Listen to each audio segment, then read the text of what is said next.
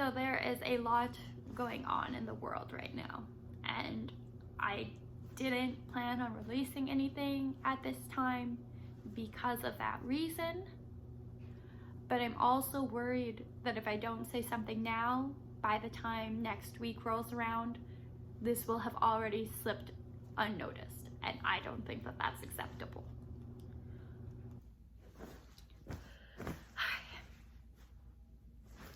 So today we are going to talk about Myka Stauffer. I really should have looked up how to say her name, but I was really trying to not watch other people's opinions before I made this. So in case you're watching this video for the sheer fun of it, Myka is a YouTuber who documents her family. So she's kind of in that family vlogger atmosphere, family YouTuber atmosphere. Anyways, a couple years ago, her and her husband and their family decided to embark on an adoption journey. They made about 27 videos in their adoption playlist that ranged, I didn't watch any of them, I'm not going to lie to you.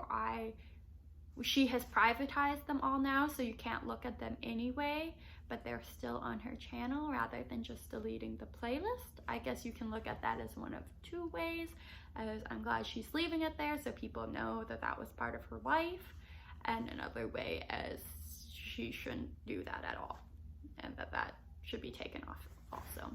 She's also completely erased this boy from her Instagram, which is also probably right, but a little strange to me. I think she was tired of people going and commenting on them. Okay.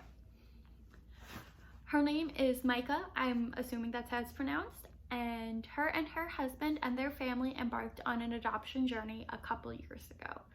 In the end, they adopted a little boy from China, and going into it, they knew he would have special needs. What happened was he ended up having more special needs than they originally thought, is from what I have read and listened to their apology or their update, is what it sounded like, is that not all his medical information was disclosed to them originally, which we will be bringing up again later. I just want to give you some background. So after 3 years of having him, they decided that they were not fully equipped. Wow, I'm using such nice language. That they were not fully equipped to take care of him and all his needs. And they have gone through the process of rehoming him or finding him a new family.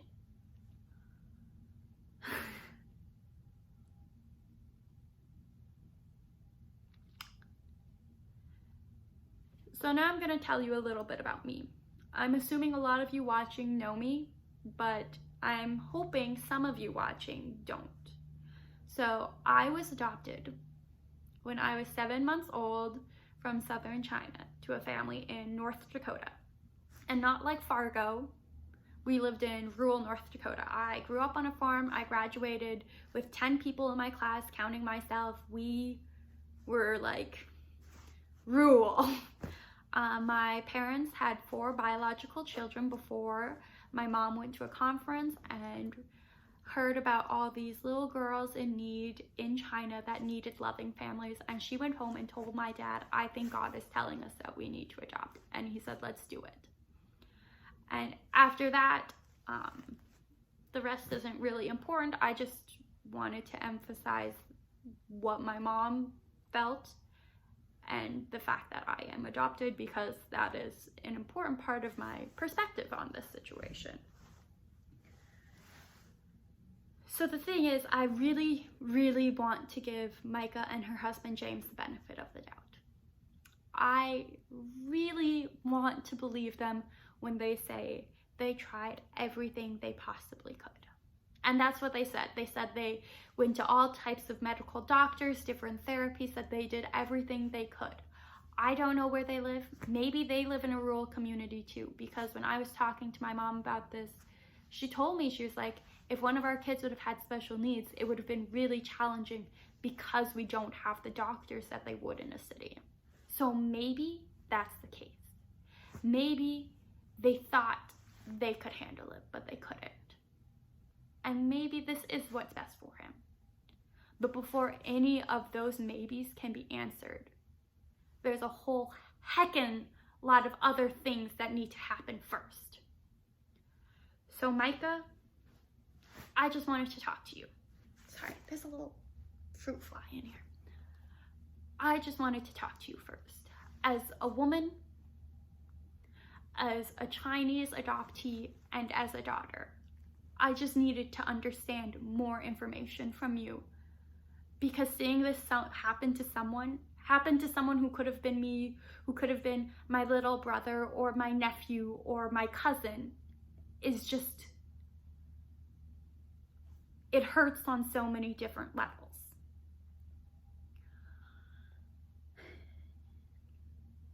Because there's this thing that you did. And I know you say it's the hardest thing you've ever done, but I think you're thinking of it the wrong way. You see, you went through this entire process of adopting a little boy. And I know that that process is not easy because my parents have gone through that process. I've had family members go through the adoption process. It is not like you sign one quick thing and that's that. No, it doesn't work like that. So you went through this entire process. You documented it all. You had people join you on your journey, both emotionally and through prayer and financial donations. And then you brought this little boy into your home, this little boy who had already been through so much trauma in his life. I don't know I don't know you. I don't know your story. I'm not going to pretend to. I mean, I'm only speaking from my story, so there's no way I know yours. But you brought this little boy who had already suffered so much. Even if he doesn't know it, it shapes who you are on a subconscious heart level. And I say that as someone who has struggled with that, who grew up with parents that loved her and family that was so supportive, but still had to figure out how to balance all this sadness and sometimes anger with the love and support that I know is there. You took that little boy and you told him, hey, you are safe now. All those things that happened before, it's okay. It doesn't matter because we're your home, we're your family, and we will love you forever. And you gave it 3 years, which is a long time. I'm not telling you it isn't. 3 years is a long time. But now I'm 24, and at 3-4 years old, I barely have any memories. But those are still crucial points of life where you're developing trust and attachments. And so you took this boy and tried to comfort him and make him feel at home, and you said you did everything you could. And then you felt like you couldn't anymore, that you had given too much. And you said, nope, I've changed my mind. This is not something I want to deal with anymore. This is not good for me, for my husband, for my family. This isn't good for him because he definitely told you that. We all know that, right? This is what he wanted, which sounds like the biggest cop-out in the world. I'm not going to lie to you. And I'm trying to come at this with love and compassion, but there's a lot of anger in this, and I'm sorry. You took him in, you told him we love you, and then you said, I can't, that this is over. And if you thought he had attachment problems before, think of what they're going to be after. You see, when I was adopted, that was something my mom was worried about. That was something she told me specifically that she prayed about, that I would have a nanny who I was attached to help me be healthy and strong and feel loved. And then once they adopted me, she literally told me they didn't leave me alone with anyone who wasn't from my family for like a year. Like, if I had to go to nursery at church, one person, usually my sister, was in the nursery with me so that I never felt alone again.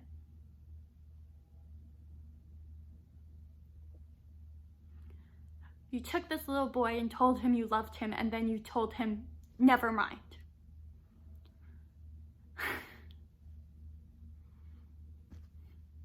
I don't understand.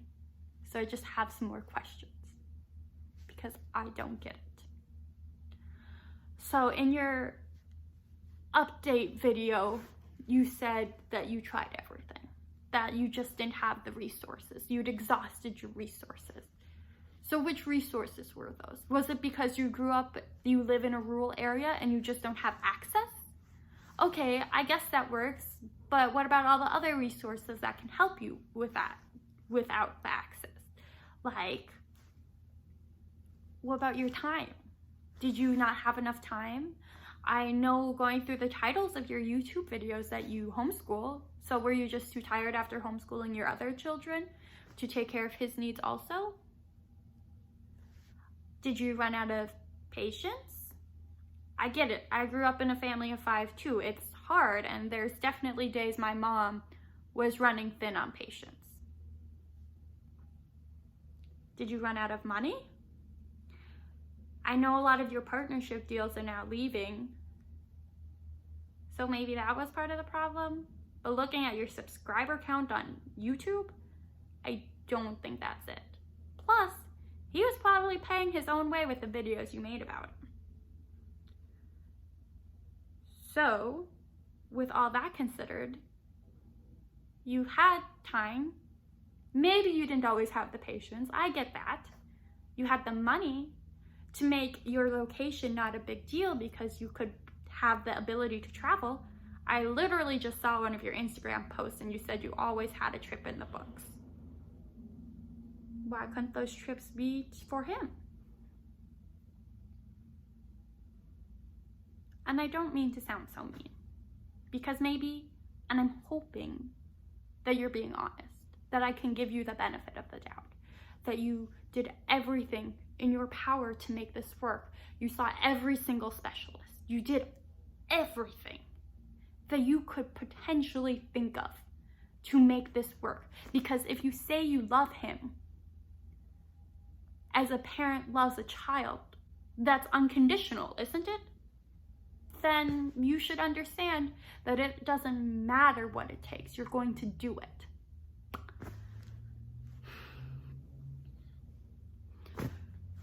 So with all that knowledge, I just have one question, and that's why. Why did you choose to adopt? And I think that's not something, maybe you don't have to answer it to me, but it might be something you have to ask yourself and really talk to yourself about. Because right now, it doesn't seem like it was for the right reasons. Did you adopt because you felt God telling you to? That's why my mom and dad did it. And you know what? Sometimes that is what he's saying. Did you adopt because you thought it would complete your family? Like you just needed that one special puzzle piece to fit in. Did you like how I used puzzle piece based on my knowledge of what you've been doing as a fundraiser, what you did as a fundraiser? Or did you adopt because you felt like, hey, I'm gonna be a good person and save that orphan? Which leads me to a whole other rant. You see, I talked to my mom before I decided to make this. Well, not before I decided, but before I filmed this, because I wanted her perspective. Because I'm an adoptee, but she went through the process. And I had a really specific question I wanted to ask her. And that was if she ever used the word orphan when talking about me. Like even before. And do you know what she told me? She told me never. They purposely left it out of their vocabulary. And that was something that I have seen in multiple of your descriptions of videos, is we're raising money for the orphans. Not money for the orphanage or money for the kids waiting for their forever families. No, you specifically said orphans. And maybe to you, it's just a word, you know? It's just another word. It's what they call Aladdin, and it turned out great for him. Do you know what it is to me? It is a descriptor of someone who feels small, weak, and unloved. And I do not like to be called that word. I do not like to use that word. It is not part of my regular vocabulary, and every time I read it, it gives me these angry chills that I just want to go, why are they an orphan? There's so much else to look at. They're still a person. They're not just this person who is missing other people. They are their own little being.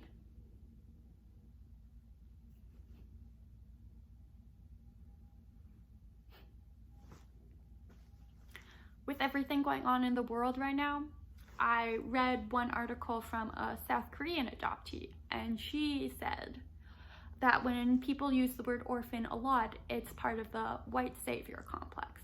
And I am not up to date on any of that. I'm learning as everyone else. But I can't help but think that that's true. That your constant use of the word, which just feels like a word to you, also diminishes who your son was at one point. And the fact that I know a lot of people wouldn't use that word. I have family who's also adopted, but I don't think we have ever considered anyone an orphan. I don't even like saying it, but this is so important to me. You see, when I asked my mom, she said we use the word adopted a lot. We wanted it to be part of our normal vocabulary, that it wouldn't be a scary word. And do you know what adoption reminds me of? It reminds me of love, caring, and family. Do you know what orphan makes me think of? Someone who's sad, alone, and uncared for. Do you know what abandoned feels like? It feels like being left alone, uncared for, and unloved. And those were words that my parents never once used to describe me when they told me my adoption story every single day from the time I was like 4 to 7. Not once would they use a word that they thought would put in my head that I was ever uncared for or unloved.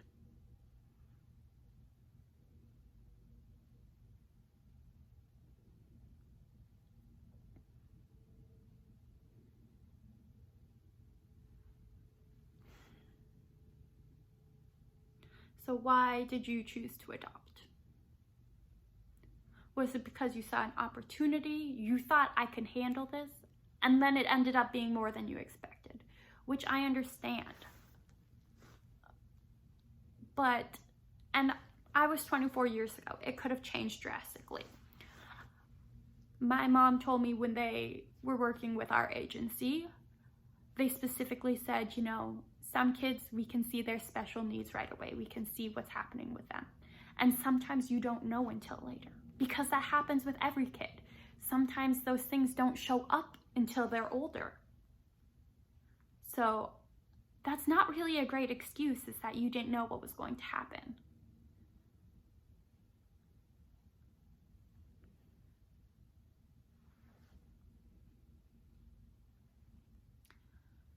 One last story from my mom, because I think this is really, really something you need to hear. So when they went to China, they signed all the documents and China was like, okay, she's adopted. But in the United States, you have to go to your own judge too. So they went to our county courthouse, where I was officially adopted. And the judge there, she told me that she remembers this specifically, that before he would rule on the case, he looked at them and said, this is a bigger commitment than your marriage. Because a marriage can be dissolved with a piece of paper. But you're adopting this child, and that is more legally binding than this piece of paper. Because you know what? If my parents would have gotten a divorce, I would have been treated the exact same as any of their biological children. They would have had to figure out custody and all that stuff that I don't know anything about. So in the end, So in the end, you can say anything you want. You can defend your actions. And honestly, I still hope that they're true, that everything you said is true.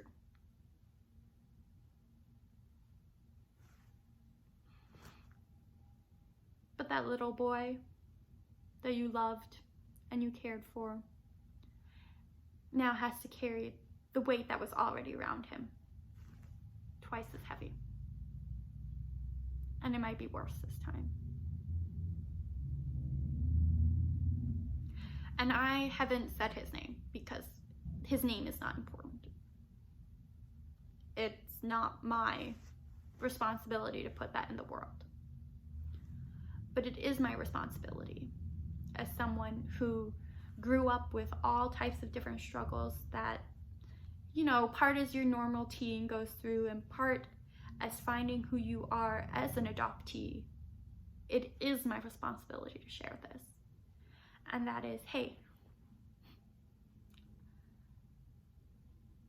you have more support and love in the world than you would ever think of.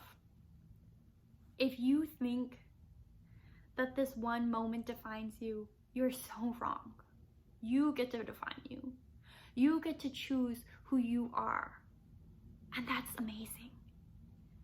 Because your origins don't determine who you become.